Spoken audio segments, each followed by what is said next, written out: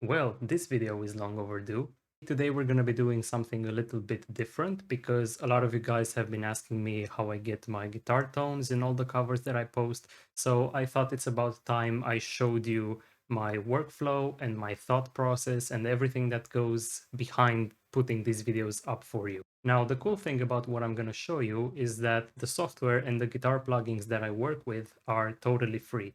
So I will make sure to leave the links to them in the description below, so you can check them out after the video. Just a small heads up, I've been recording digitally exclusively for the past year and a half, and this tutorial is only meant for that. So if you want to know how to mic an amp and do all the stuff related to analog recording, you've come to the wrong place. So without further ado, let's get right into it. So I've got Reaper opened up, and as you can see, I've already got a little drum track set up, and I increased the tempo to 180 BPM. Now here's the secret to how I record my guitars. I do quad tracking, which basically means I record 4 guitars, 2 of them for the left ear and 2 of them for the right ear, and I pan each of them accordingly because it creates that wall of sound which is just huge. And I want to show you today how I get that specific wall of sound. So let me just go ahead and add one guitar track. Let's name this left 1. So the first part of the signal chain that I'm going to be working with is the amp. For this specific track, I'm going to be using Amped Roots by SoundLab. I like this one a lot. I think it sounds really cool. Oh, let me just arm the track real quick. And yeah, as you can see, it's very noisy. I have quite noisy pickups. So actually the first thing I will do is go to the pedal board and turn on the noise gate. And let me just turn this knob up as well. There you go. Now it's quiet.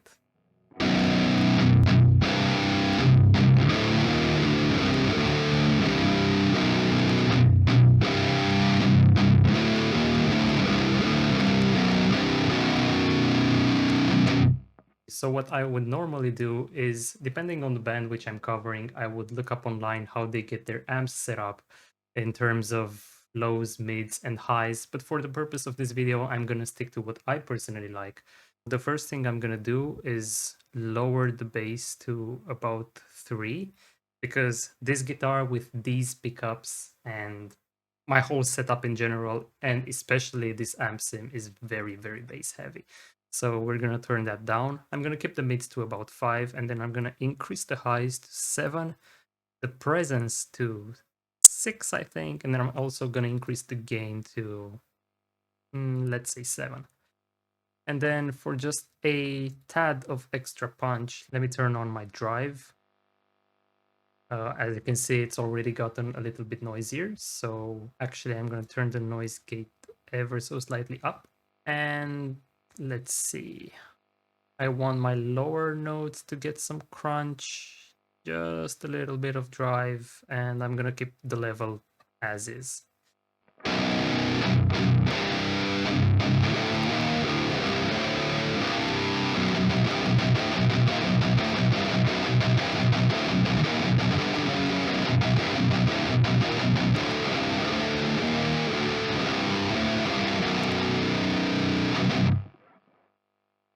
So it sounds clearer, it sounds cleaner, it has less mud, and this is just the first step.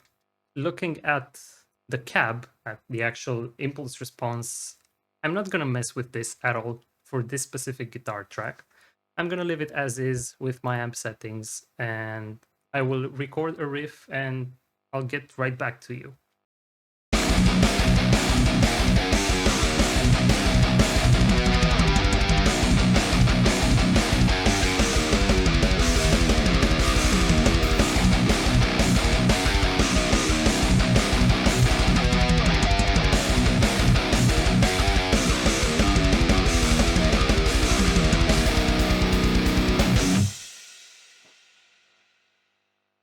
All right, so now that we've got something to work with, let's get to the next step of the operation, which is getting another plugin essentially, which I really like. I've seen this in a Spectre Sound Studio video, if I'm not mistaken, and it's this little plugin called Graph Hack from Analog Obsession. It's a really cool plugin. If you put it in the first position of your signal chain before the amp sim, it essentially works as an equalizer, which I really like. So let's go ahead and drop it before our amp sim. Starting with the lower frequencies, let's say about 7 decibels, then about 4. Now we're getting into the palm muting area, especially on open strings. So I want to make sure to cut these ones as well. Because the thing is, when you do quad tracking, the more layers you stack on top of one another, the heavier the bass and all other frequencies will be. So each individual layer needs to be dialed quite a bit back so it doesn't sound bad when they're all together. So let's say about 3 decibels, another 3.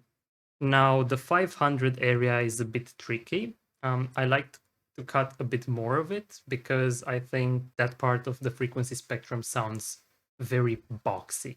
Actually, let's increase the 250 to -2 dB and then get this one to -3. Now, the 1 and 2K area I will actually boost. It will peak at 2000 hertz, let's say about a 2.5 decibel boost, and then for 1K, let's say about 1.5, I think sounds pretty good. Now, the thing about my guitar is that it's really harsh in the mid to upper range area, so around 4K hertz, it sounds really screechy, which I don't really like. So I'm gonna dial it back a bit. Let's say about 2 decibels, and then at 8K, we can go even lower, say about 4. And then this one, we can put it at, I don't know, 5. This one isn't all that audible. It doesn't make much of a difference to me, at least. And then we shall also increase this one to with about 2 decibels. And that's it.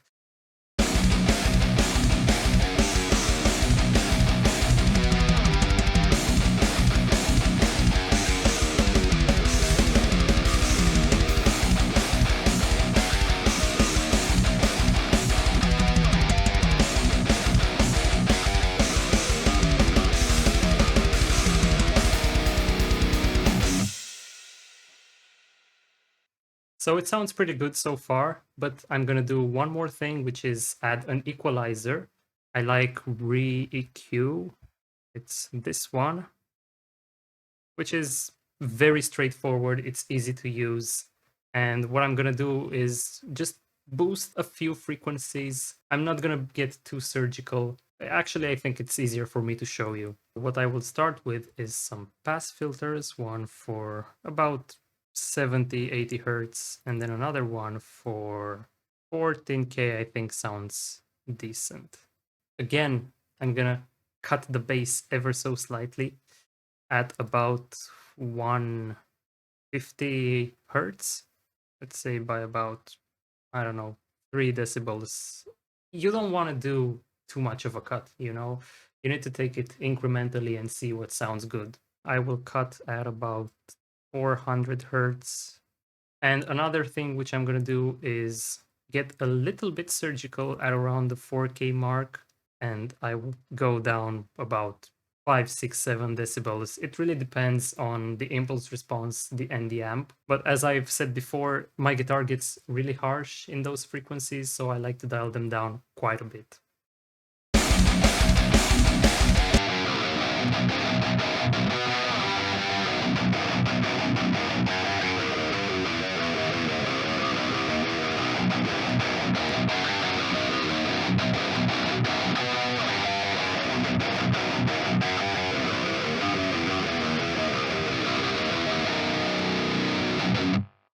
So you see, it's that screech, that high-pitched thing that just, it rubs me the wrong way, so I like to cut it. And I usually cut it quite a lot in most of my videos.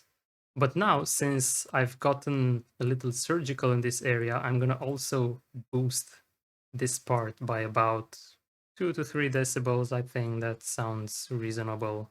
And I think for the most part, I'm gonna leave it as is. I will play it once more with the EQ and without the EQ, so you can hear the difference.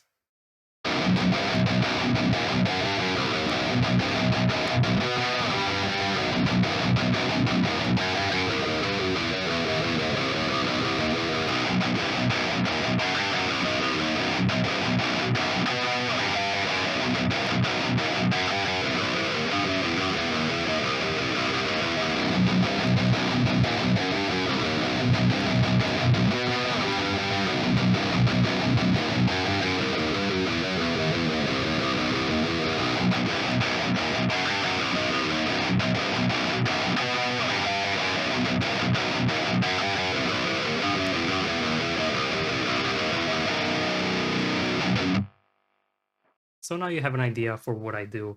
And basically, I repeat all these steps for 4 different tracks. Let me show you another one. So let's get rid of these and let's add, oops, don't need this one just yet. I will name this one left 2. And let me mute this one, and I will use another amp sim. I like Amplitude, which is again free. The free version doesn't have a lot to work with, but it has a very specific amp model, which I just love the sound of. So it's this one, actually. Again, the first thing I'm gonna do is go to my pedals and add a noise gate in the signal chain. Let's set the threshold to about -60. You can get away with -70, but I like it to be a little bit higher.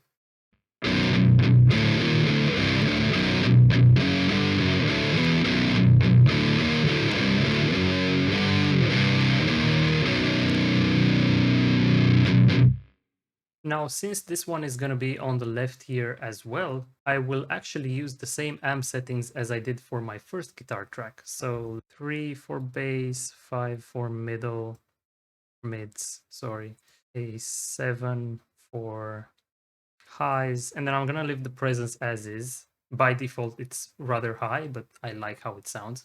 Let me just go ahead and record this part as well, and then we can work over it.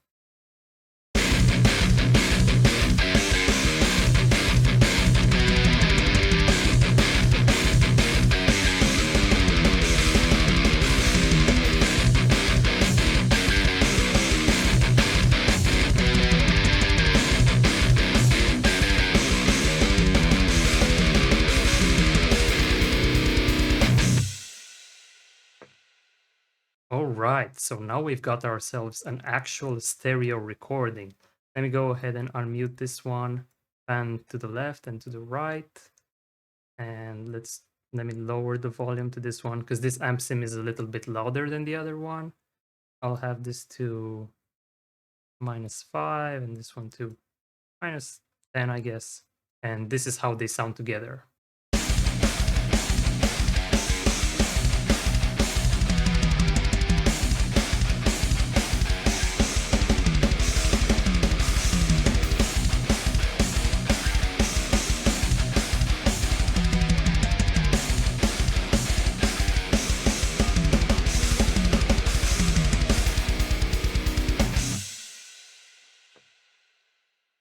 So now the recording sounds way bigger than before since it's stereo, but we also have to work on this track so it sounds just a bit better. I will add the same plugins as the other one, so I will start with the graph hack. Obviously the settings will vary a bit, but not by much, because I want both amps to be in kind of a synergy with one another. So they sound really big on the left ear and also really big on the right when we're going to record them and edit them, which means I will also lower the bass quite a lot on this one.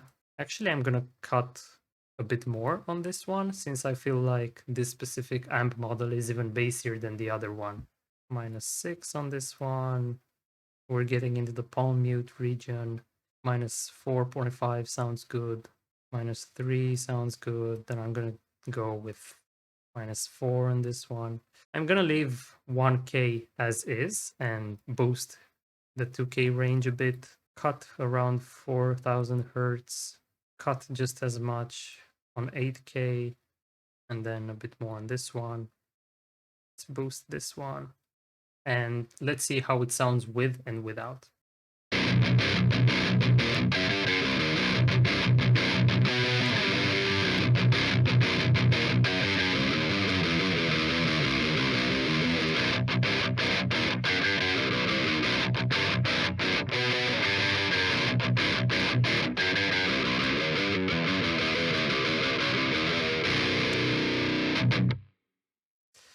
Okay, this one doesn't sound as good. I've cut a bit too much, so let me dial it back a bit.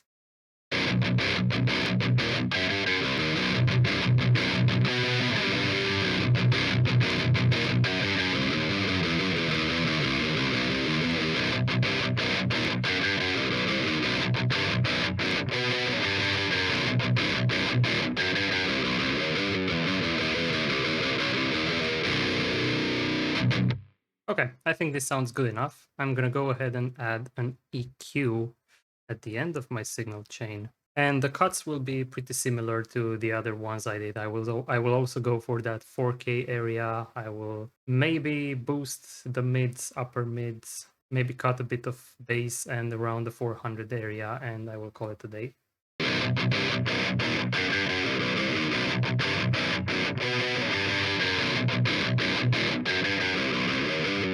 Yeah, I just think it sounds cleaner in general without that 4K hiss. So the EQ is more or less the same, as you can see. I will play you the track with the EQ and without the EQ.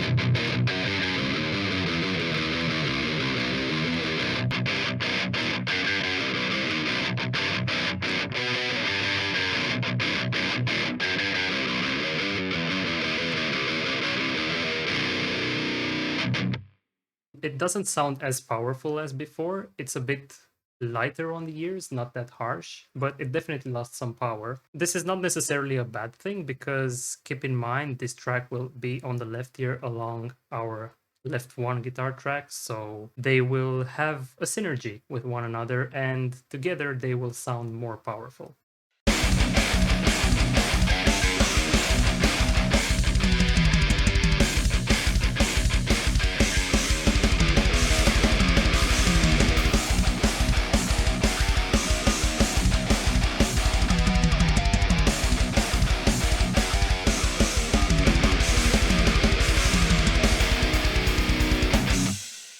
Obviously, in mono, it will not sound as good, but I will record another 2 tracks for the right ear, and then we're gonna have that wall of sound, and hopefully you will see that it sounds pretty decent. But actually, before I do that, let me show you another neat thing that I do for the other ear. So I like my right ear to sound a bit darker. I want it to have a bit more bass and less highs and mids, so to speak.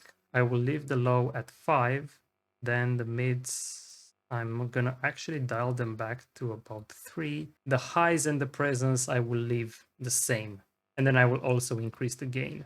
And one more thing I'm actually gonna do is I will mess with the impulse response. So as you can see, you've got mics and speakers. I like both mics, but I'm gonna actually change the cab to both of them. Usually I don't have a preference, I just like mixing things up so I get a different sound. Let's go with the Freeman 25 on this one and Freeman 30 on the second one. And then I will get the mixer to maybe not quite halfway, but a bit more to the right than it was before. And I will record it now. Since I don't want this video to be too long, I will not show you how I apply the Graph Hack plugin and the EQ plugin. I will just show you the results at the end. But I will show you how I set up my second track for the right ear, and more specifically, how I mess with the impulse response. Again, we are in amplitude. I'm gonna go to the speaker section and I will change this one to the Brit Green. I really like how it sounds and I use it in most of my videos. Oh, and another thing you can do, I haven't really been able to spot a difference, but you can also change the room. So let me show you. I will get the amp closet for this one. You can also change the mic positions. You can also do that for amped roots and other amp sims, but usually I don't really tinker with it that much. But here I will place the microphone just a bit lower, kind of like that. I will record this one as well, and then I will show you the end results. Alright, so now that I'm done shaping the tone the way I like it, I will play you the recordings with and without all the plugin settings.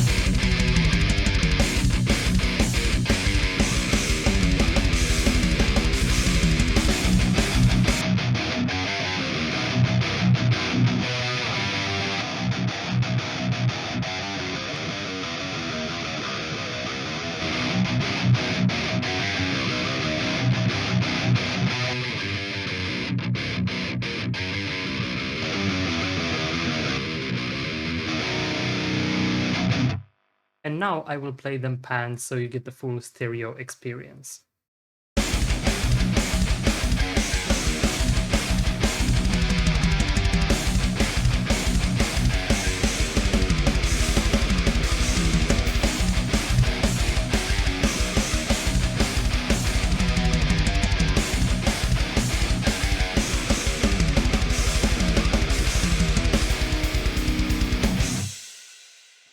I think that sounds pretty good if you ask me.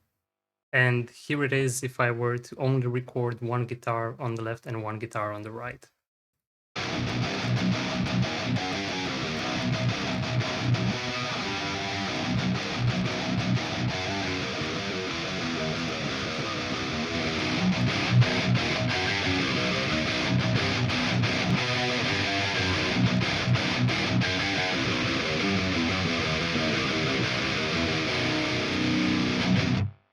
And then the last thing I would do is I would create a bus and I would send all these tracks to the bus and add a compressor and a final round of EQ just so I can tweak the shape of the sound a tiny bit more.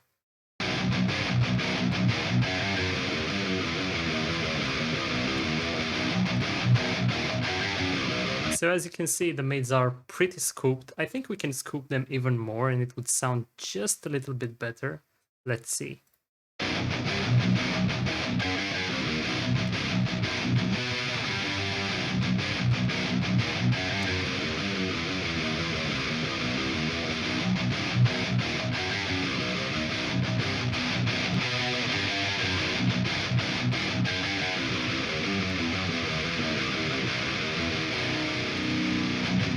Actually, scratch that. I don't even think we need the high boost. I will just keep the mid cut and call it a day. So now let's add a compressor and I use M Compressor by Melda Productions. This one is totally free, it's pretty intuitive. And let's see how it looks. Actually, let me just take the volume down a notch.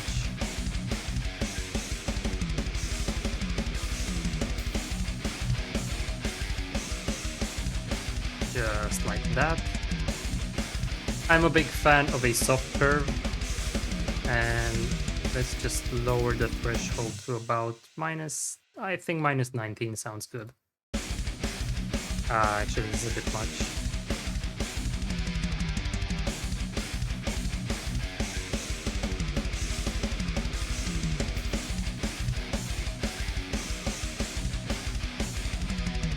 Yeah, I think minus 17 is good enough.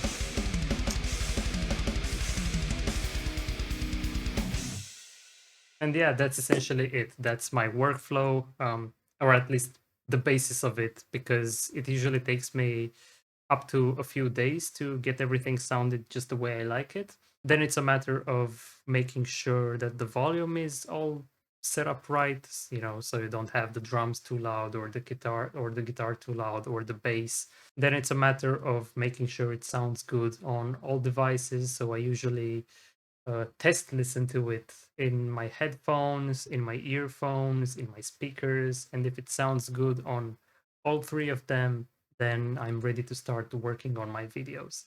So yeah, this is basically it. I will play you the track without the production and then with the production, and you tell me in the comments below which one you think sounds better.